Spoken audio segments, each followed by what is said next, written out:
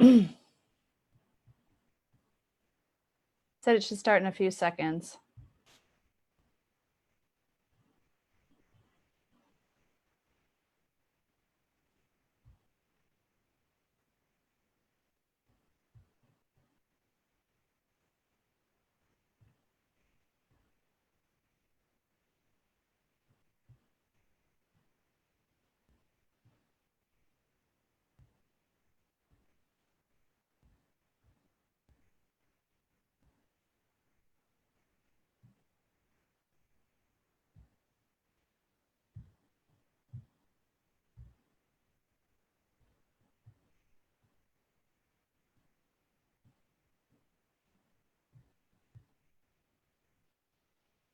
I see me.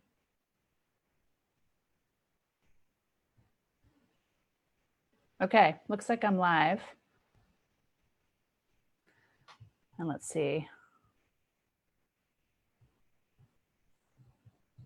Let's see when it comes on live.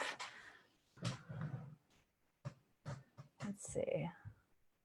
Thanks for the patience while I make sure I got the technology all set.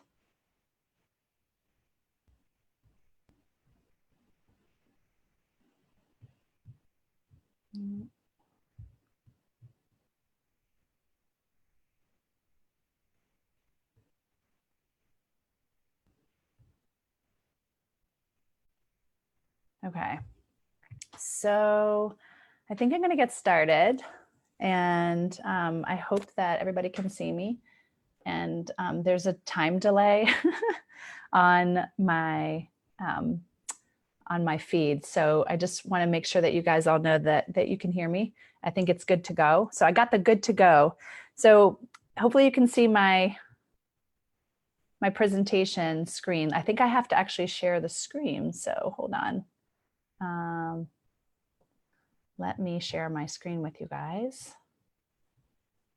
Hold on. Let me find it. Where's the Zoom presentation? There we go. Let me share the screen.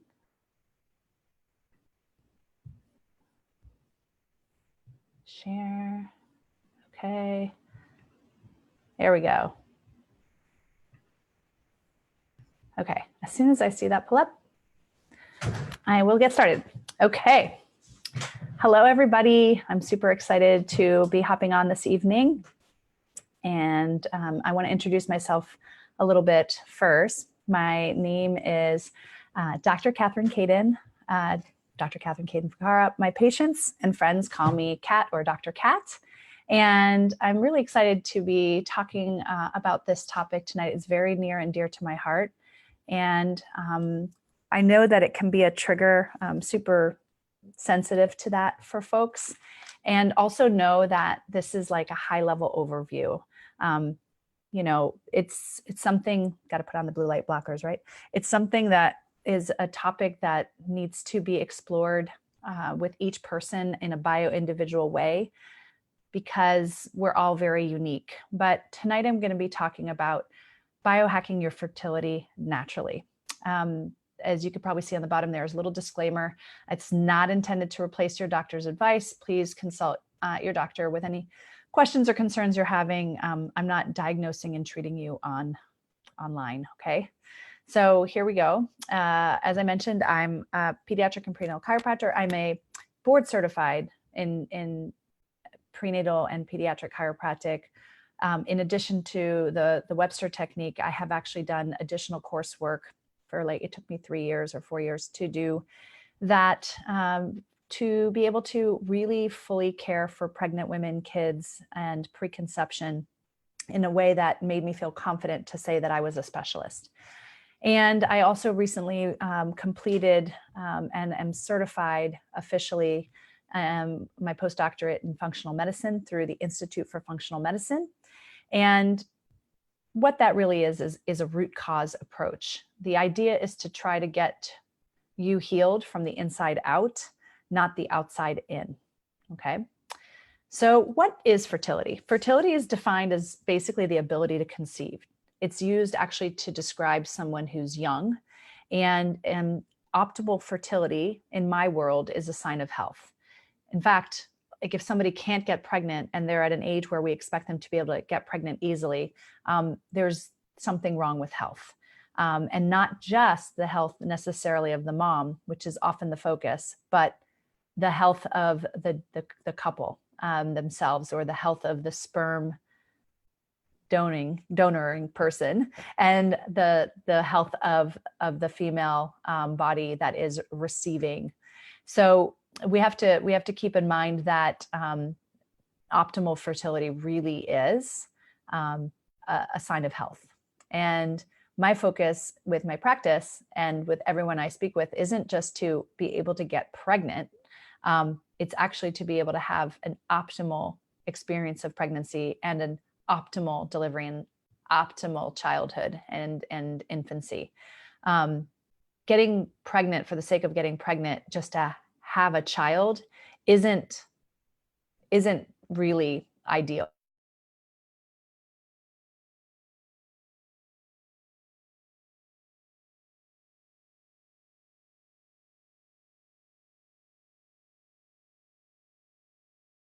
The natural way our body works. So what I often hear for people, I love that my internet connection says it's unstable. So let me know, Joy, if you can't hear me or somebody. Most commonly we hear, oh, I took the pill and I stopped it and I got pregnant right away.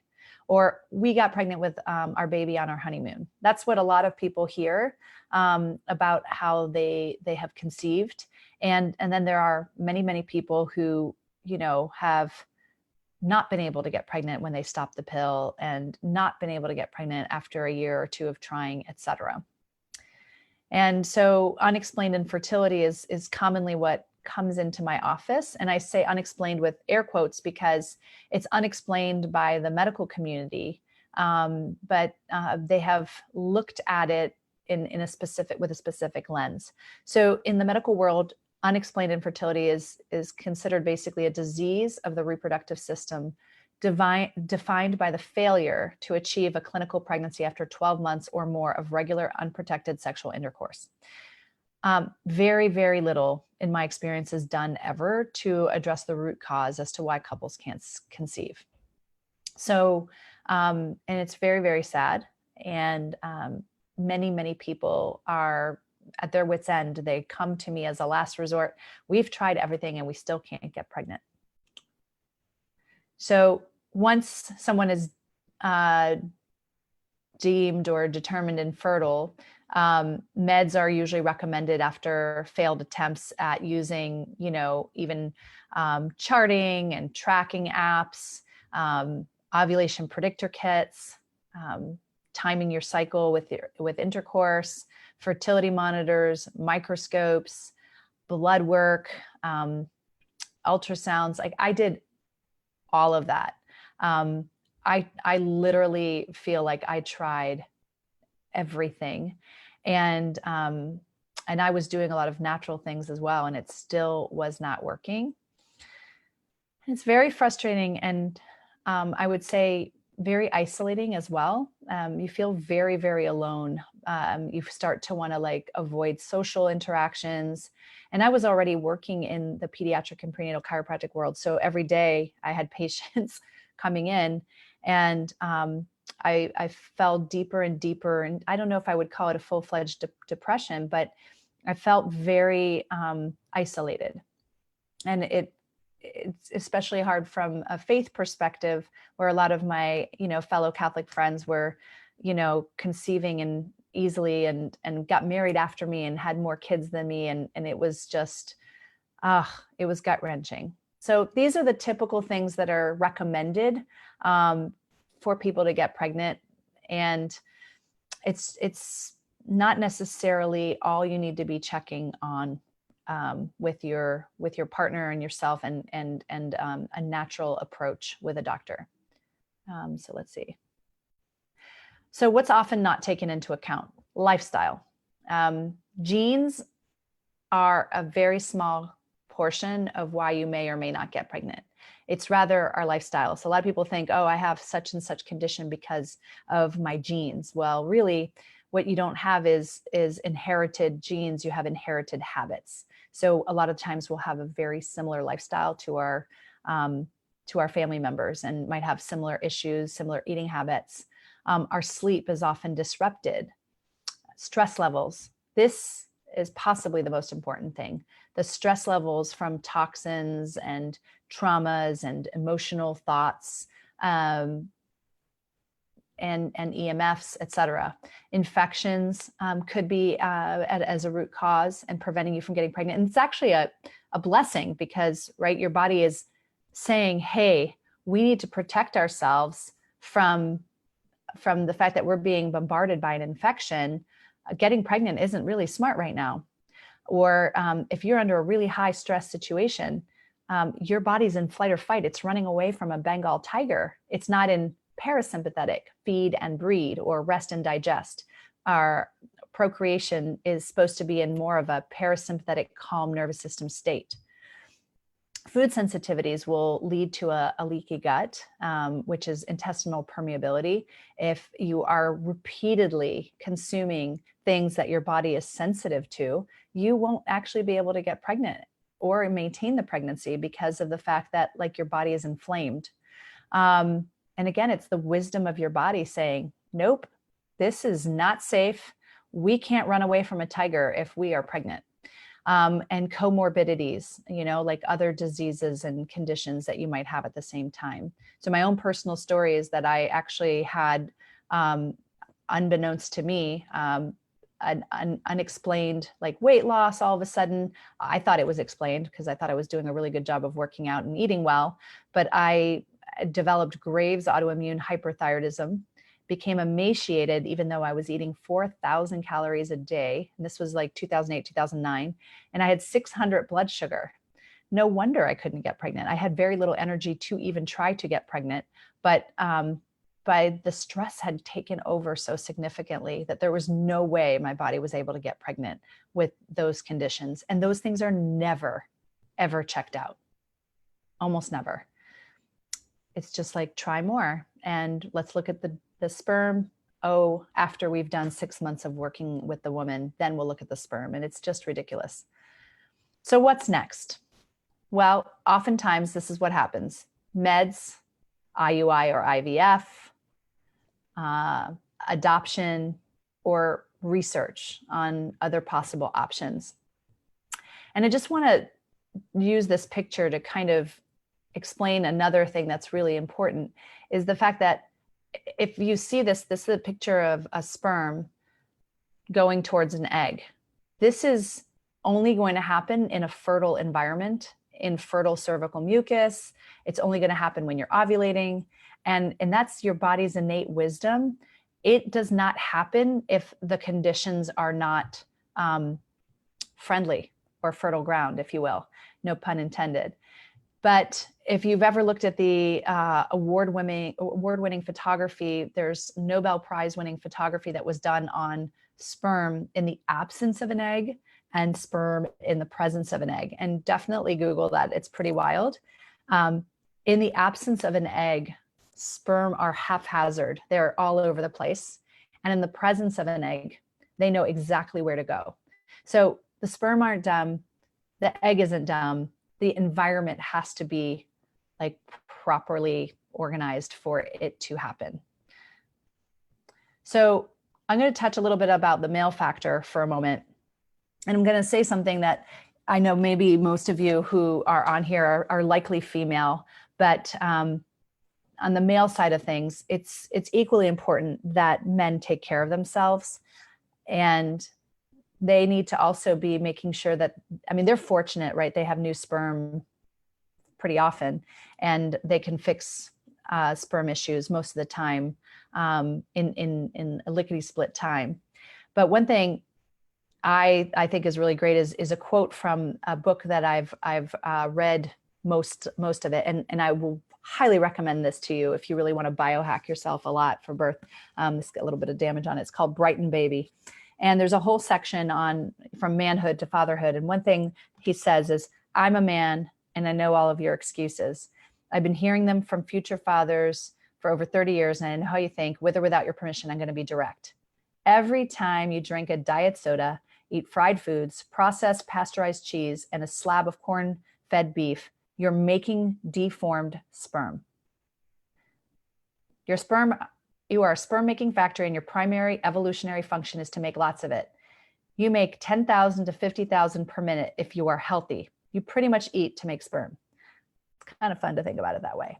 So if your spouse or significant other or the person who is going to be providing the sperm isn't healthy, it's not your fault necessarily that you're not getting pregnant. They are very responsible for it, and they are very impacted by their environment as well. So that's my note on that. There's much, much more that we can talk about with regarding sperm, but just know that it's underspoken about, underreported how vastly important it is. And I would venture to say that 50% of the time, at least, it's the cause of the couple being infertile. So how do we biohack our fertility? Let's go to the happy place, right? How do we actually turn the tide and have fertility, pivot and maybe get pregnant naturally or improve our odds? And what we need to do is actually address the root cause. One of the root causes is for sure the nervous system. Every cell, tissue, organ, gland is everything, the immune system, the endocrine system, the reproductive system, all under the control of the nervous system. The nervous system is the first system in your body to form, and literally you cannot get pregnant and maintain a pregnancy and have an awesome delivery unless your nervous system is functioning optimally. Okay. Methylation pathways. This is a whole slippery slope, and we'll talk a little bit about it, but methylation is the process by which we are making like detoxification and energy, and it's such a vital part of who we are, and it happens, in our liver, and we're just a toxic world, and we need to have proper B vitamin consumption, best from foods, and not be impacting it negatively with processed foods. Mitochondrial dysfunction is also at play. People are fatigued and stressed, and their mitochondria are just not they're not up to par. In fact, what your cell does need to be healthy, to be able to get pregnant, is it needs balanced mineral ratios. It needs efficient delivery of healthy fats and oils, like saturated and unsaturated fats. It needs a proper acid and base, acid alkaline balance. It needs hydration. So you need to not be dehydrated, trace minerals, sodium, optimal antioxidant levels. So, it needs to have its own antioxidants, and free radical damage from oxidative stress really impacts that. Efficient elimination of waste and toxins, like you need to be able to get the trash out. Optimal energy production from the mitochondria. A good high albumin globulin ratio, and you need robust red cells. They need to be able to deal with the oxygen and everything. So maybe write mitochondria or nervous system or methylation, whatever word you can spell, in the comments. If you knew that was related, if you knew that having healthy cells was related to biohacking your fertility. So to just kind of clarify again what I just said, building the foundation, addressing from the root cause, and being able to get pregnant starts with, in my opinion, always seeing a prenatal chiropractor, preferably, and unbiased, one that has a functional medicine background, so they can assess your health and adjust you, because you need the nervous system approach, and also you would benefit tremendously from having the optimization of maybe your minerals, making sure that you're not taking the wrong supplements, making sure you're moving properly, somebody who's going to be really involved with taking a look at how your body's functioning. Okay. Number 2, being willing to do a diet change. Modern day diets are really, really skimpy on greens. They have way too many grains that block pathways. And then there's so much imbalance in blood sugar. And frequently there's also food sensitivities. And if you're constantly in a state of inflammation, you can't optimize fertility. Number 3, blood work. Getting in-depth blood work, like on your thyroid, your hormones, your adrenals. Again, those food sensitivities, maybe some genetics, mineral levels, finding out maybe if you're depleted in iodine or selenium, maybe your blood work will reveal that you have a chronic infectious load, and your body again innately is saying, we're not going to get pregnant because we have Lyme, or we're not going to get pregnant because our Epstein-Barr is through the roof. And it would be unwise, or you're going to end up with a child who's going to have some challenges, maybe be on the spectrum, maybe be more susceptible to injury from any toxins in their environment or aluminum in a vaccine. So you have to keep in mind that anytime you have less than optimal parameters around preconception and poor epigenetics, you're going to be less resilient when the baby's born. The baby's going to be less resilient. The dyad will be less resilient. Number 4, avoiding synthetic B9 and B12. You've probably heard of them called folic acid and maybe B12 or methylcobalamin or cyanocobalamin. And you want to make sure, take your prenatal bottle, if you're taking a prenatal, and any vitamin actually that you're taking, and take a look at them. And if it says folic acid, even if it says folate as folic acid, you want out. I don't care if you have MTHFR or not. You do not want to take that. Synthetic B12 is cyanocobalamin. You probably, in all likelihood, unless you're one of those rare people that needs a specific type of cobalamin, want to be taking methylcobalamin. And ways that you can improve this just with your diet is increasing your dark leafy greens, preferably raw dark leafy greens, which how many people want to do that all the time? Not always, but you want to make sure that they are raw dark leafy greens, and take out grains and enriched foods because they are enriched with folic acid and glyphosate, not to mention. So yes, even the oats and the quinoa and the bread and all that stuff, I find that people do really, really well, honestly, when they pursue an organic Whole30. I have seen so many people improve their fertility with a Whole30. Number 5, hacking your sleep. If you're not sleeping definitely affects fertility. Avoiding blue light, affecting your melatonin levels actually affects your other hormones as well and your ability to get pregnant. I have seen people just fixing their sleep, which usually requires fixing their poop and fixing their blood sugar and fixing their diet, sometimes even adjusting their jaw and their neck and seeing a dentist, just optimizing the sleep room, if you will, of the house, really affects the ability to conceive. I mean, again, if you're sleeping, you're resting, you're regenerating, you're making your growth hormone, you're converting your thyroid hormone, you're detoxing your liver, all that stuff happens at night. And if you're not getting rest and you're like literally going from caffeine high to caffeine high, you are not doing yourself a service for getting pregnant. Number 6, exercise. We've got to move our body. We've got to be tracking our heart rate variability, making sure that we have good heart rate variability, but low heart rate. And if it's the other way around, your body's stressed. So chiropractic helps with this, exercise helps with this, meditation helps with this. Number 7, poop. You knew that was going to come up, right? We need to be pooping 8 hours after every meal. So yes, that means 3 times a day. If you're not even pooping once a day, like let that be the primary goal, because there's enough stuff to fix to help you to poop properly. And that will help your hormones, that will help your body, that will help your nervous system. And that fixes a world of ills. Breathing as well. Number 8, having the ability to breathe properly in through the nose, out through the mouth, breathing without snoring at night. If you're snoring, you're not getting rest, you're not converting your hormones. You're not just deficient in Synthroid. You don't just need to be popped on Synthroid, popped on metformin, and then you'll get pregnant. I mean, you might, but is that really healthy? Number 9, acupuncture, massage, and yoga, all are ways to calm the nervous system, increase the breath, rinse the organs, optimize the chi, the energy flow, makes you feel good too. And number 10 is one that not many people would expect to be on a list, but mitigating your EMF and your other toxins like molds, et cetera.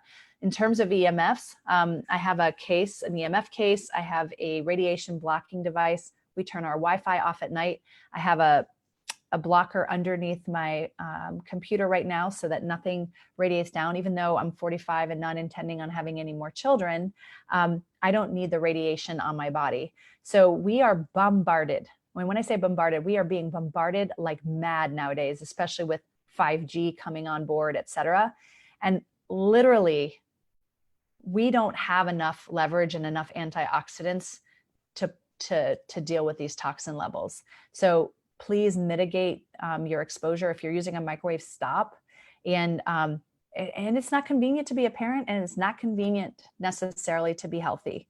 But if you don't make a lot of time for health, you better reserve a lot of time for disease. These are my, and then we'll talk a little bit about the oxidative stress piece, et cetera. These are my recommended prenatal brands. There are other good ones out there. And you can look at Whole Foods and whatever, but just because it's at Whole Foods doesn't mean it's healthy. Sometimes there are lots of guar gums and microcrystalline cellulose and all this different stuff that's added, magnesium stearate and a whole bunch of other things added to things that make them less than optimal for you. So Claire ProTherabrand, I love it. I know that it's a picture of the iodine complex, but that's not the prenatal. Picked the wrong picture there by accident. I kind of got click happy, but they have a prenatal and it's good for nursing as well. It's called Claire ProThera Prenatal and Nursing Formula. I don't recommend buying these on Amazon. I really, really caution you. And there are many, many more things popping up about supplements on Amazon. They have been sometimes in storage for a year. And I don't know about you, but that doesn't mean that it's like really effective just because the expiration date is perfect. I buy minimal amount of anything that I put into my body on Amazon. Thorne is a great brand for anybody who's local in the Maryland area. They also are now carrying Thorne at Mom's Market. So it's pretty exciting. Thorne is really great. It has 1,000 IUs of vitamin D and Claire has 2,000.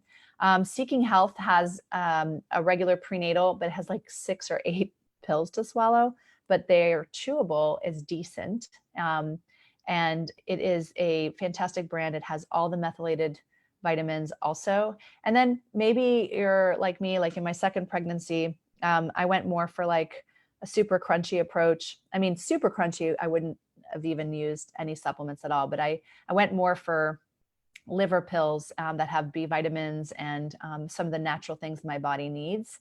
And we should also be taking a fish oil, an omega. These are the 3 brands that I tend to recommend. I adore the LifeVantage one. It tastes great. It doesn't have any omega-6 in it. It has a little bit of vitamin D in it, which we're all deficient in, as especially as those trying to conceive. Has a lemon flavor and it's traceable from boat to bottle. Nordic Naturals has a terrific brand also, and it is approved by the American Pregnancy Association. I took this one because I didn't have access to the Omega Plus yet, but my kids take the Omega Plus. Both of those are for sure my 2 favorites, and they have they're not rancid. They don't smell bad or taste bad. I in fact chew the Omega Plus, and then Carlson is also a brand I like a lot. DHA rich is what you want to look for. You want to have stuff that's brain food. And I like about 500 milligrams at least. So there. Probiotic and prebiotic. So, wow. So a leaky gut is a big problem, but especially in pregnancy, I like people to try to avoid interventions later on.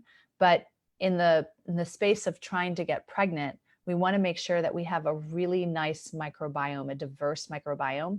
There are myriad products out there. And one of the 2 I like a lot are the LifeVantage probiotic that is patented to get to where it needs to go. It doesn't have to be refrigerated.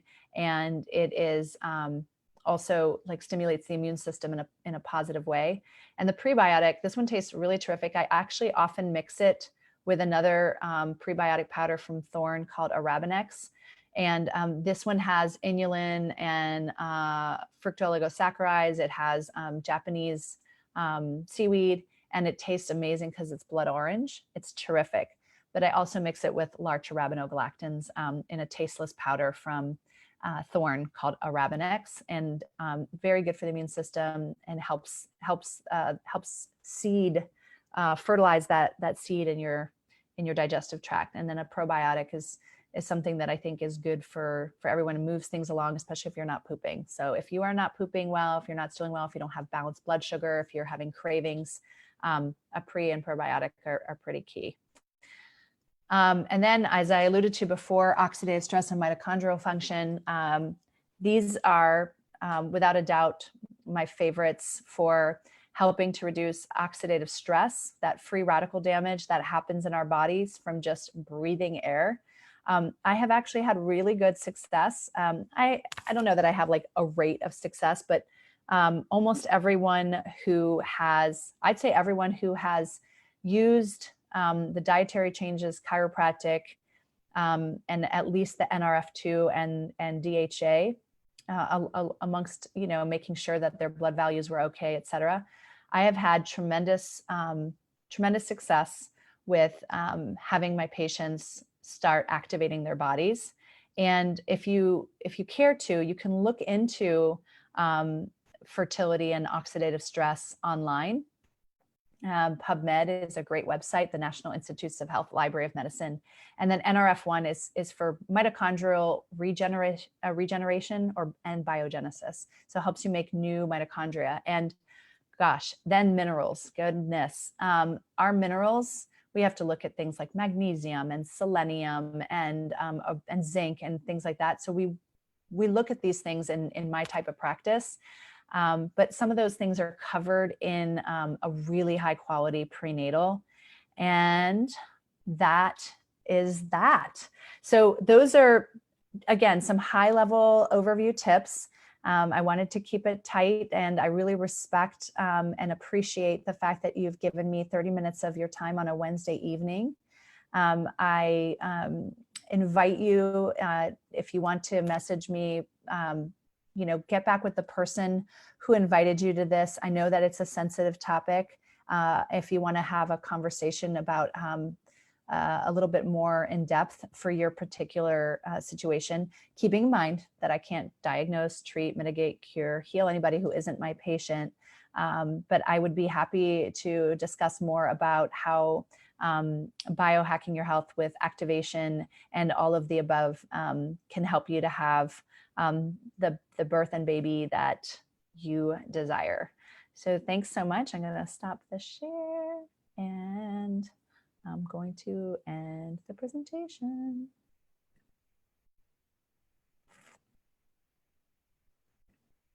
Oh, technology. Bye all.